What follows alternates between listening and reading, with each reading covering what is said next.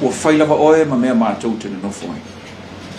Mai lea tupulanga I lea tupulanga. Mātou te vi ia loa lofa, ma lau whamaoni I a Samoa.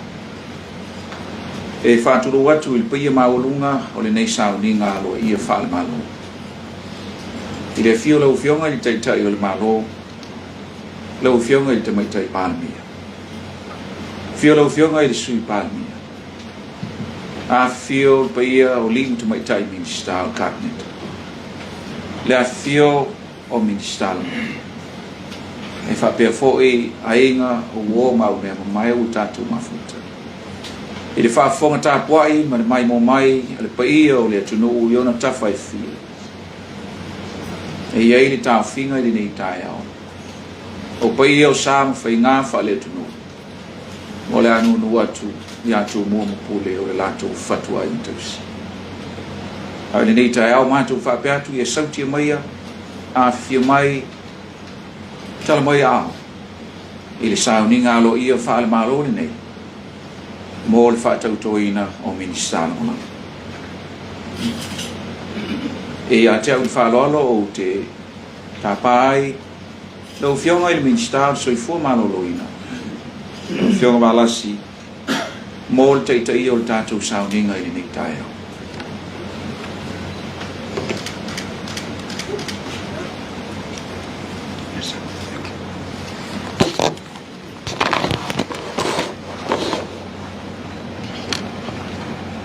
Tātou talo mo le ngā paia.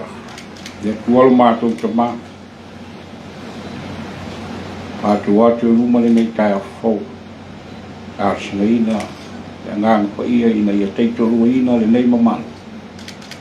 A mata mai lava le nei tu la se o atu ina whaiku le nei sauni. Amen. La, ala watu ile. Sunga ya la uli. Tō mai le tātou pese o whiwhiria mo ne asu.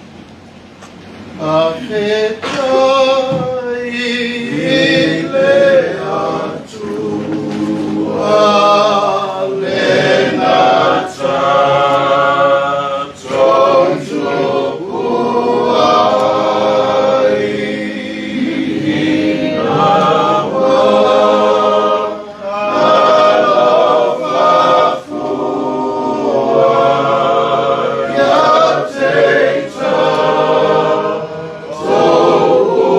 Amen.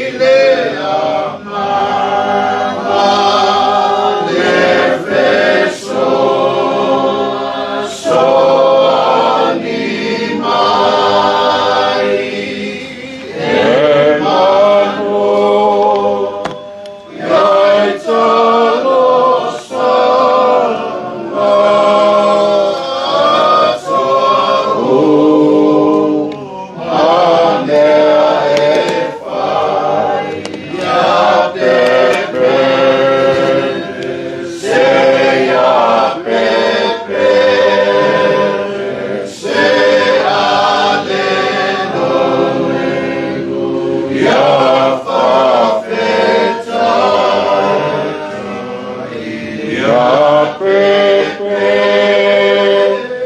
Señor Pepe, Aleluia, fafeta. Whaftai ole, te ilo le tua te te ao. Tātou tusi whaitau, maua le luka, rona whai upu e sfulona, te ia whangata mai le lua sfulu. Whaitauina e Afioga pa ia le tua. O le whalongo ia te outou, ua whalongo o ia te au. O le whale au ngā ia te outou, ua ia whale au ngā ia te au. O le whale au ngā fo ia te au, ua ia whale au ngā I lena awina mai au. Ua toi fo I mai, le toa fitunga fulu, ma le oli oli, ua whape mai, le li e. Ua usi I mai te moni ia te I mato. Ona o lau swafa. Ua whetelai atu o ia te I lato. Na o iloa satani ua pau mai le langi pei o le wila. Whauta o te whaai ia te o tau le pule e soli ai ngata ma a karaba. Ma le malosi uma o le fili. E lea I lava se mea e leangai o tau. Ai pitai, a ua tau te oli oli le nei mea. Ina ua usiu stai a nganga ia te o tau. A ia oli oli ona ua tusia o tau ingoa I le langi. Ia whamanuia le tua I le whaitauina o la Afioga pa ia.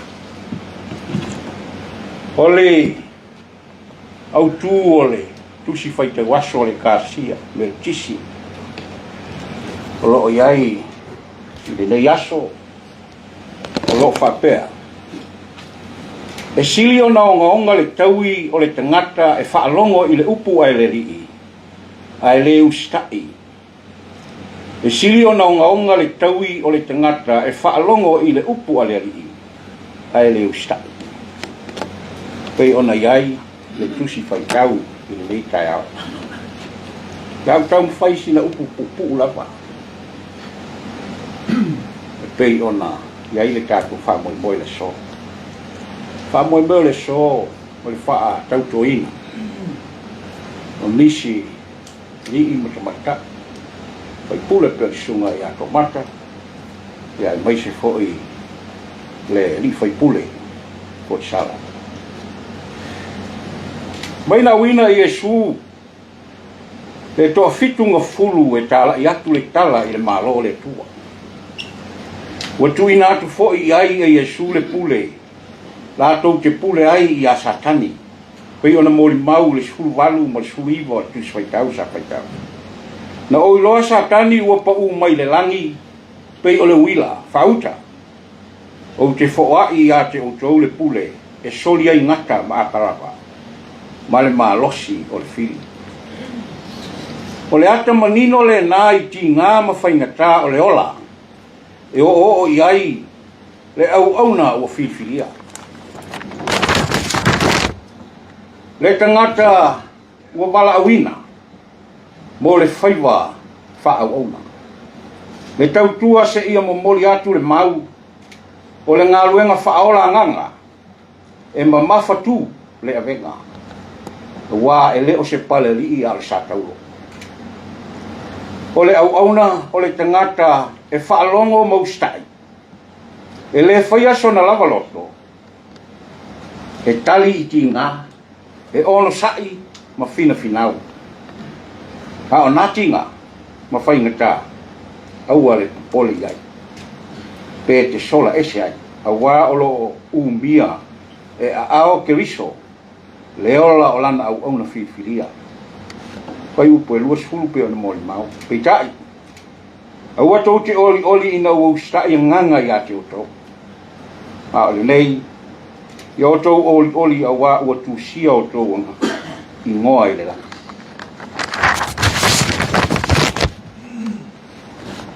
Wana ole anganga lava ole atua tātou te mawhai ai so se mea. ona fai ai le o se tātou malosi e pei on mo li mau fo'i le tusi sakalia mata upe whāron whai upu moe o le ono i le whālinga na vaaia e sakalia sa fesili sakalia le angelu la ele wingo ia pai bai le angelu alu e tau ia seru papelu ma le nuo Israelu e le o le fitfita e le o le malosi a o le nganga o le tua tatu ai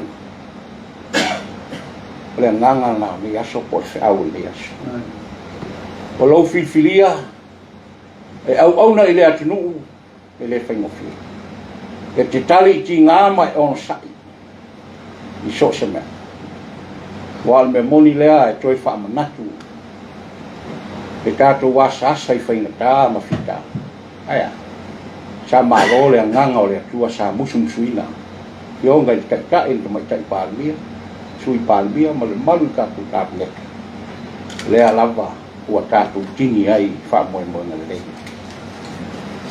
le so e sunga i ato mata ma Foisala whinia o rua pe ona iai le tō whae tu mai tai palmia mai se sui palmia ka peneka ia mai se fo nisi tō whinga o le rua walawina ia whafoe le nganga o le tō pe ona mōri mau le angelu ta watu ia seru pape le o le fitifita po se malosi a o le nganga o le tua le nganga na le tua sa whafoe el so lima o le tātou paenga whai ia e mai se fo i tau sei le lava ua tātou tini ai i whamoe no le so whamnuia le tua nei aso ia alofa le tua pui le Soifua mo le ola ia e mai se le anga atu i nisi fuafuanga o le tātou malo tātou tano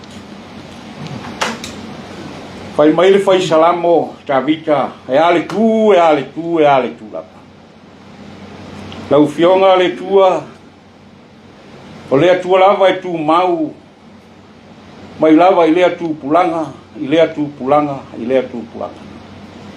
o lau alofa i lau tausinga i Samoa ai mai se lau whainga malo filfilia mātou te mori atu le nganga whaafitai mātou whailoa i le so whaapitoa ono nisi whaamoe moenga le vala uina sunga i ato mata wai se le fionga i a Foisala a wā nisi Tiute whaapopo pei ona vala uina ai mātou talo le tua au maia lo whaapalepale au maia lo malosi au maia lo poto ma lo tomai pei ona ole atu Solomona i le poto a wā whainga whiwhiringa sao ma le amitona lea la mātou talo nei taia foa i le poto ma le atamai le matai pāngi le tō whāma mau le whaututana a wā whainga whiwhiringa i tō whinga ai mai se lava so se mea a wā le mātou wanga atu luma i sai le ringa o le malo foa i le tō whā i sui pāngia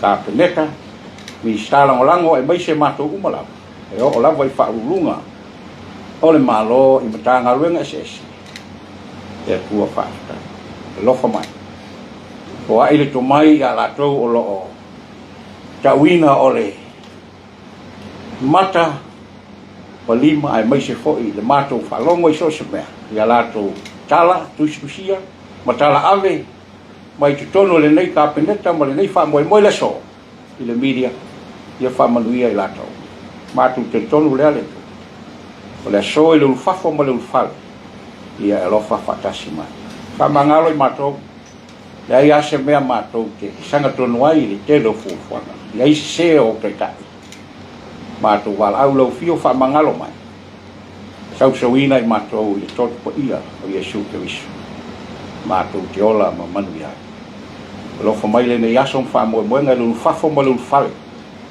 mai se fufuanga uma i a whatini fufuanga uma le manu ia ai vi ia la ofi alofa fo i le fontanga le kabinete i toi tula o stoel nei aso ia maua pea le tofa ma le whapitanga whai a whiwhiringa a mi tonu ma le tonu mai la ofi o le almatou talo whamanuia fo i nei ofisa mai se whaurunga Matagaluega mo le whafoina o Galuega uma tua i ai le malo i so se mea matou talo lea latu lou swafa Iesu amen amen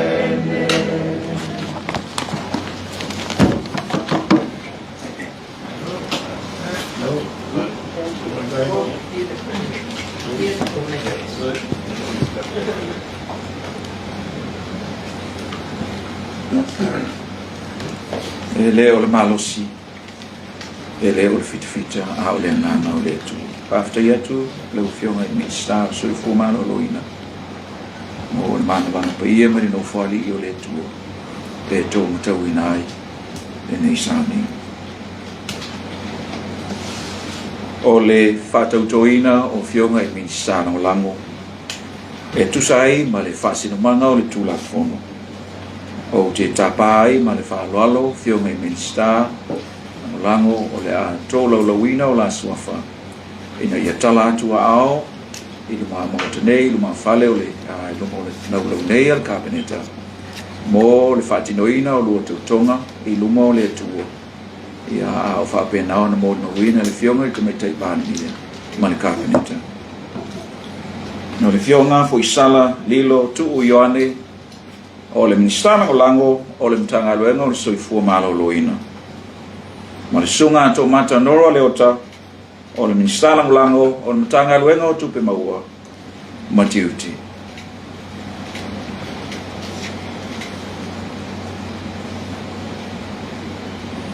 o lua au taumatau le fionga le atua ona sao noho lea i mo le lua tautonga sao noa Wa o te Toomata Norah le ota o te tautoa i le atua e ona le malosi o malawa o tautoa le lei ma le whamaoni ma lo te toa tasi o Samoa e tu sai ma tula fono i le umia i o tofi o lango e soso ani mai le atua i a tea sai ni o lua tautonga whamole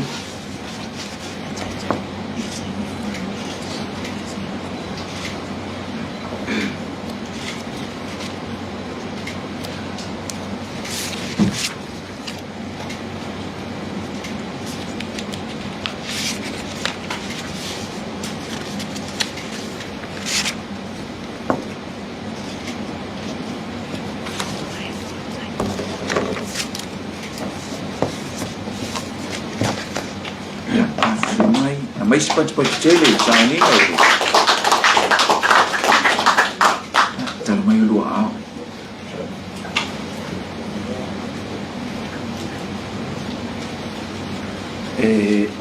ia tea o le whaaloalo tele o te tapai ma le ngang o le loto maulalo lau fionga te ta i o le malo ia mo lau saunoa lau fionga i te mai taipani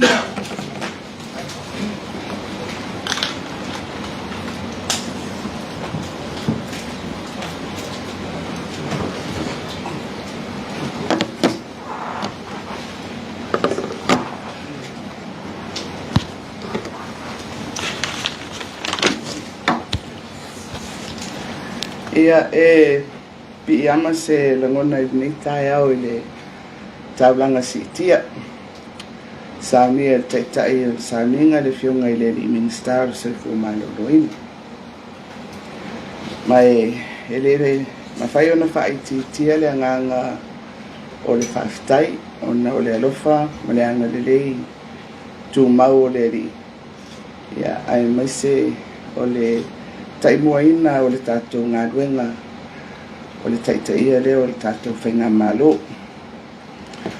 o le masina nei o iulai ato ai le tausanga talu ona pale mai e le tātou whainga malo fau mai o wawano fo i whapene tātou te toe taumana tuai le tātou whainga malanga sa tau asamai. Mai e avea fo ia le whātautoina ma whaupopo mai le au waa. Ia Afioga I Minisita Lagolago. Ia tātou te mawhauwhauina I fo ia tāpeni penanga ma le whamoemoe ma fuafuanga mō le anga I atu mō le rumana I le nei no fuainga. O le nei tae au I le whaatautoina o Afioga I Whaipule le sunga I Toomata ma Afioga I Foisala. Ua whaupopo ina ai le tātou o waa ai mai se o le ngaruenga whaapule whaatoni. O le vasenga o tātou Minisita Lagolago ia e sawe atu vai rua. I o lātou tofi wha Minisita Lagolago ia e whapena o na ngarurue e marikapeneta I le ngaruenga whaapule whaatoni po le executive. Ai whapena fo I ona tau aveina o lātou Tiute e whawhaipule e ala lea I komiti o le palimene o lo whapena o na tofia iai I lātou. O le whesota inga o le ngaruenga whawhaipule ma le ngaruenga whaapule whaatoni o se tūlanga e au ngālia mo so se whaipule. Awa e whapena I a tafa o le tātou ngaruenga. E iei o tātou tofinga e patino I le ngaruenga whapalimene. Ia ai ei fo I le taimi o le wala awina mo le ngaruenga whaapule whaatoni. Mai o te manatu I le Soifua ngalue ma le wala awina o tātou ia tofinga. Ia e avea ia le tofinga o le Minisita Lagolago. E whapena o na mawhai ai o na whaatino ia tafa I e lua I se nofua inga e tasi.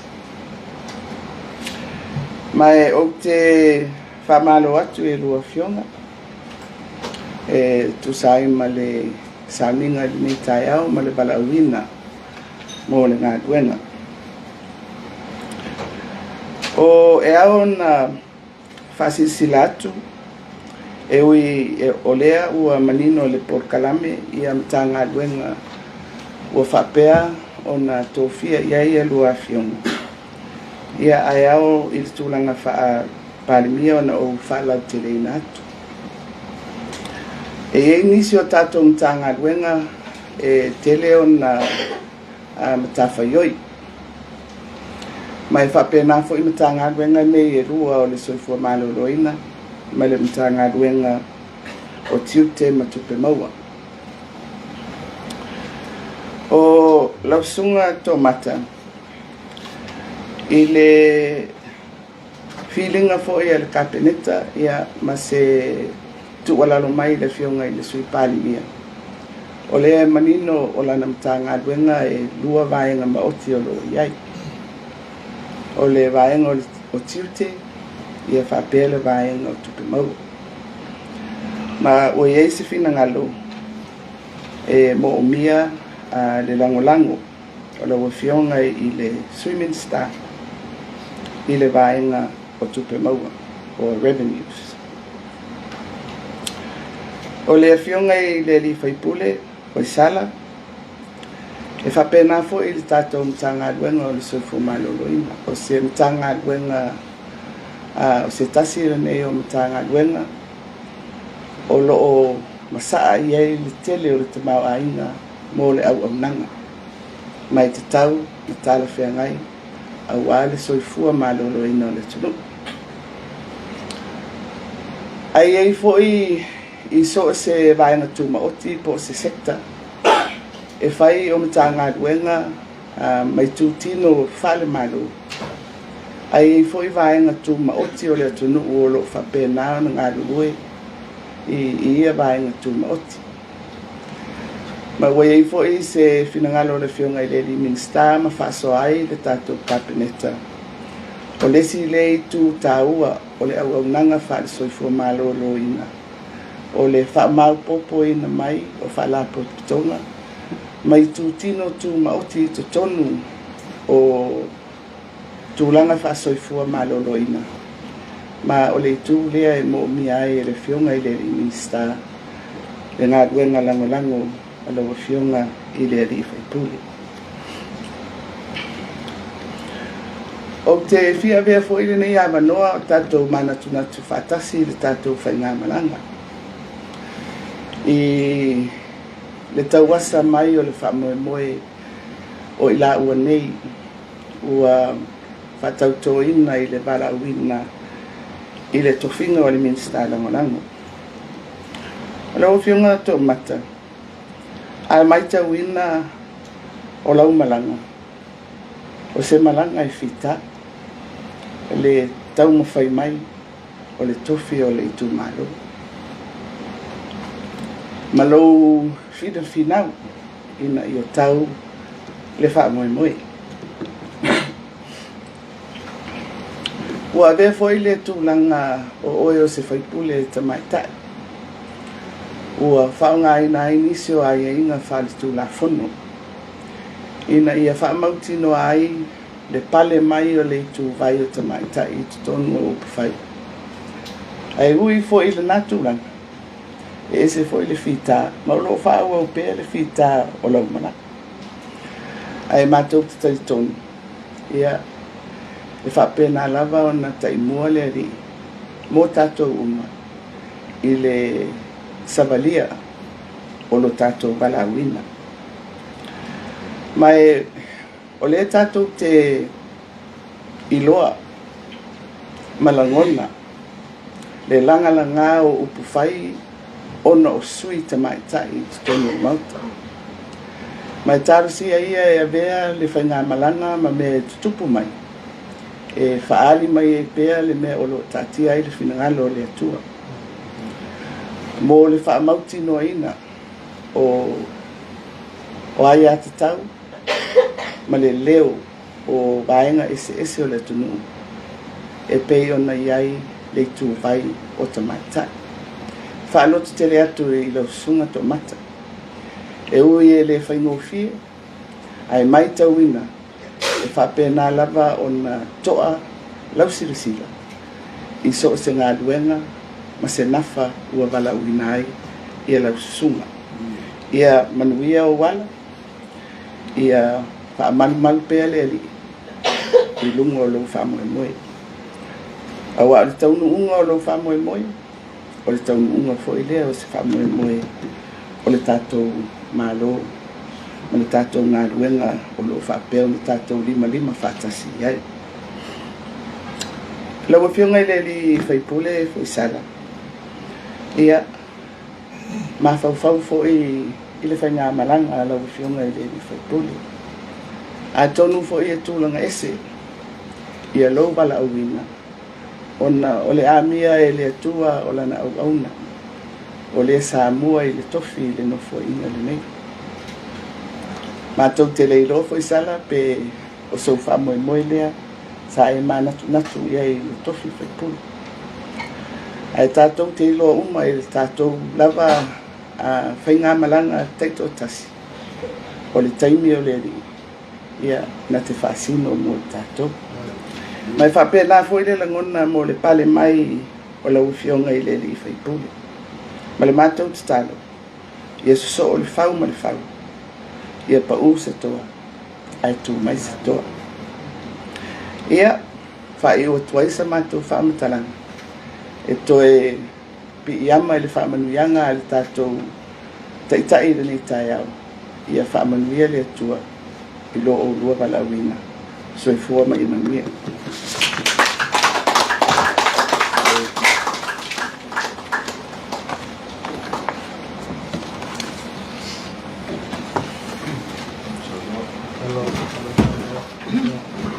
O le ua o le tano i le whionga i te tai o le malo, whionga i te mai tai pāmia. Ia i hei fwoi te tununga ia o le ua tōlu tū pāpala. Ia a wālo rua tō whinga i le pale mai lo sunga leo Toomata e fa pe foi me lo fiong Foisala mo to fingo Minisita Lagolago ya mai o le fo wa fa ina ai male sa ni nga lo ia fa malo i le ning tai au ya fa mi sui le fiong le ta i malo mo le Afioga tu gabineta fa after ya tu ya i le tala mai o au ya i le Afioga tu foi o Minisita Lagolago ya mis foi ai no wo mai masani le fa fo ta po mai o le pai o le tino ya ma to fa ni atu anga le leile tu i le amtango le nei yaso a wori tia fe au mga ruenga mo lo to fi mai le tu i le nei yaso i le nganga o le fa lolo fa fte tele ya tala mai au nei o leota sumai ma